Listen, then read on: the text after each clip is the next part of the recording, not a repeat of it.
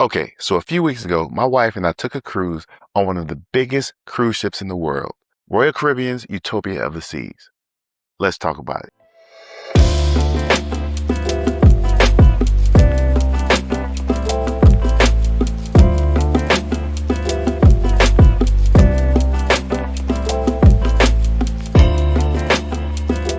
So, this cruise was different from the ones we normally take. Usually it's just myself and my wife, and we go out, we travel, we come back. This time we went with a large group. Ended up being 11 people. It was supposed to be 13. My mother and my father were supposed to come with us, but unfortunately, they had a medical incident at the airport and weren't able to board the flight, and therefore they had to miss the cruise. Thankfully and prayerfully, everything was okay. It just ended up being a situation where my father had to be monitored for a few days. So unfortunately, even though they weren't able to cruise with us, we do have time and we will take them on the cruise in a future episode. So who did come? This cruise was really for my 8-year-old nephew, his birthday and his friend's birthday, which are about the same days. So it was a lot of family. I had sister-in-laws and brother-in-laws, my wife, of course, and my nephew, and my other nephew, and my niece. So, we had a blast, and it ended up being a pretty good trip. Where did we go? Of course, we went to Nassau and Coco Cay. Right now, with Royal Caribbean Utopia of the Seas, they're only doing 3-day cruises, and generally you're going to find those 3-day cruises over into something like the Bahamas and those type of areas. Now, when you're talking about Utopia of the Seas, one thing you can't get away from is the size. This thing is really massive. In one of the docks, we parked right next to the Royal Caribbean Jewel of the Seas, which we've done before, and it looks so tiny compared to our boat. Like, it was ridiculous how big this thing is. When you get inside of it and you see all the different areas, it's humongous. It's kind of overwhelming. There's a lot to do, and you won't have time to do it all in 3 days. So yeah, it's one of those things you really have to focus on what you want to do and then go do it, and then go do the cruise again. So first, let's talk about the accommodations. The room itself was very nice. It was very clean, had ample living space. I did notice that the balcony was very deep, and I appreciated that. Yeah, we were only there for 3 days. They cleaned the room once a day. It was a good experience with the room. The food was good as always. The basic ship food that you get with your ticket is good. It's not the best food in the world, but it is good. It's serviceable. If you really want the good experiences, you have to go to the restaurants. You have to book them or go to them. Chops is really good. There's a steakhouse that's really good. The seafood place is really good. All of the actual restaurants we had to pay to get into, pay a little extra, those are really good.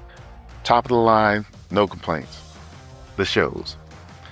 Unfortunately, on this cruise, like I said, it was so big and so much to do, we didn't see any shows, but I heard they were good. I do plan to go again and actually watch some of the shows. But yeah, it was a really good experience. Shows, unfortunately, I wasn't able to partake and see any of them, so I can't really speak about those. I do know the gym was really big. The gym was awesome. They had a really good gym. They had a really good basketball court. Lots of other amenities and rides. They have a big merry-go-round you can get on. They've got slides. They've got miniature golf. They've got an arcade. They have a table tennis section. They have tracks to run on. There's so much to do if you just want to go do something. Like that ship, you can stay busy all day eating and just doing stuff. So who basically was on this cruise? There was so many people, it was kind of hard to make a good call. I would say it was just everybody. It wasn't specifically seniors. It wasn't specifically families. It wasn't specifically couples. It was literally everybody, like groups of people and couples and families. And, there were children there, but there were also older people there. It was just a really good mix from all over the world.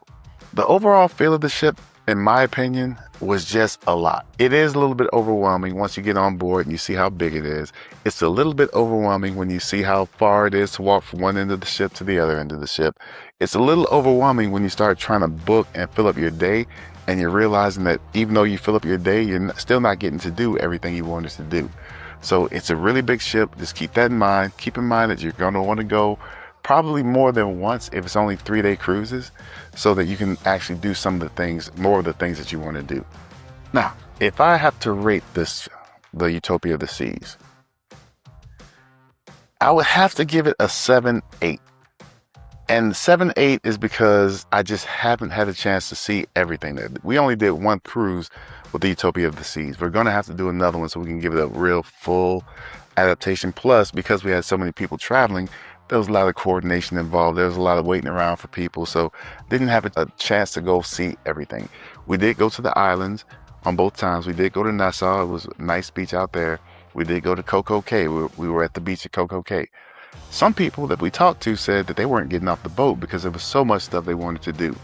So, and it's not a bad thing that I'm saying 7-8, not 9-10. I'm saying it's 7-8 because it's looking positive, and it can actually be more if you have more time. And who knows, in the future they'll probably open it up to larger sailings or longer sailings. That would be kind of fun too. But yeah, that's what the rating I have right now. Now, one thing I do have to talk about, because this is a unique opportunity for me to see what it's like when a sailor isn't able to make the actual cruise. So my father, like I said, had a medical incident at the airport, wasn't able to board the flight, wasn't able to board the cruise. And I was very curious about what's going to happen with the tickets, with all the things that were going on. So what ended up happening was, number one, they can't really do anything about it as far as your refund during the cruise. They have to wait till the whole cruise is over just in case somebody gets airlifted onto the cruise later on for whatever reason. So there was nothing really they could do for me on the cruise. So if you're in the situation, you're gonna panic, you're on the call and go down to Sailor Services, they really won't be able to do anything for you. For us, because our party was so large and my parents had a preferred room, we were able to switch somebody else that was in our party to that room. So, and then the room that my parents would have been in was now a less preferred room, but it would have been around the same price. So they were able to, because everything was booked up, every room was booked up. They weren't taking any changes. This one, we were able to swap it because it was a room that was in our group of rooms. So they did allow us to swap that. Once we got back, I did call in and I found out that if you get the insurance, everything comes back to you. So if you get the insurance, the ticket price, the taxes on it, the food, anything you pre-ordered, all of that comes back to you. If you don't get the insurance, the ticket price is gone, right? So even if it's a medical emergency, if you don't get the insurance, the ticket price is sunk. You've lost that. So keep that in mind when you're booking, especially if you're a little bit iffy on whether or not the situation is going to work out the way you think it's going to work out. Definitely, I'd say get the insurance. Usually I just waive it, but I say this time, if you're in a situation, get the insurance if you're not 100% sure, because the biggest part of what you're paying generally is going to be for the primary ticket. Another thing to make note of is that if you buy airline tickets, and you buy airline tickets for people and they need to fly from one place to another place, and they're not able to board because of a medical emergency. Now, this is through American Airlines. They told me that I can get a trip credit, right? But the trip credit is not for anybody. It's specifically for those people. So if I want to fly my parents anywhere in the next year, because it's good for a year, I could fly them using that money to go wherever they need to go. I can't take those credits and say, okay, look, me and my wife are going here right now. I want to use those credits for this. Those are specifically for them because they did not cancel, I think, a certain amount of time before they were actually supposed to fly. And of course they can't because this is an emergency situation, which is fine, which I'm actually fine with that because I will, like I said, get them on a cruise later on. So those tickets right now, that money that I spent for those tickets, I didn't lose it. It's just waiting for them, specifically them, to fly the next time we get ready to go. So that's just something extra to think about when you're actually booking trips and you're getting ready to go somewhere. Insurance might not be a bad idea, and having refundable tickets might not be a bad idea. Generally, we like to look for the cheapest way to like fly and travel and stuff like that. But there are times when that stuff comes in handy. So for me, I'm actually more interested now in looking into insurance and things when I buy my tickets, the trip insurance, the refundable tickets. I used to always turn my nose up at those, but that's all I have for now. If you got anything from this video, please like and subscribe. Thank you for taking time to watch it too. Thank you for watching my travel channel. We'll do more. I'll do more stuff and we'll keep it growing and keep it going. Looking forward to seeing you in the future.